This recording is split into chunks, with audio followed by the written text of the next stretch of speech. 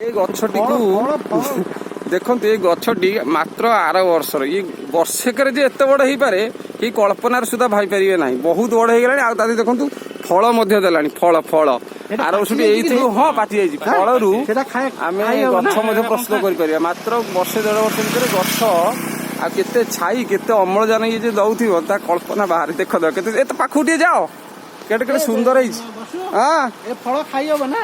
ନା ନା ନା ଫଳ ଭାଙ୍ଗିଲେ ଖାଇବନି। ତା ଭିତରେ ପେସ୍ତା ବାଦାମ ଅଛି ବା। ଦେଖନ୍ତୁ କେତେ ବଡ ଗଛ ହେଇଗଲାଣି। ଗଛକୁ ଦେଖିଲେ ଯେ କୌଣସି ଯୁବ ସନ୍ତାନ ଠାରୁ ମଧ୍ୟ କମ୍ ନୁହେଁ। ଦେଖ ସବୁ ଫଳ ହେଇଯାଇଛି। ଆର ବର୍ଷ ସେ ମଞ୍ଜି ଦବ। ଦେଖନ୍ତୁ ସାର୍ କହିଥିଲେ ଏପୁଟୁଆ ସୁଟିଂ କରିବାକୁ ମୁଁ ଭୁଲିଗଲି। କାନୁନ ଭାଇ କେଡେ ଗଛ ହେଇଗଲାଣି। ମାନେ ଭାରି ଆନନ୍ଦ ହଉଛି। ଏଇଠି ଆସିକି ବସି ଶୋଇବାକୁ ଖାଲି ଇଚ୍ଛା ହଉଛି ମୂଳରେ। ପାରୁନ ମୁଁ କଣ ମନା କରୁଛି। ଏପୁଟା କଲାର ସବୁ ଯାକ ଗଛ ଉଠୁନି।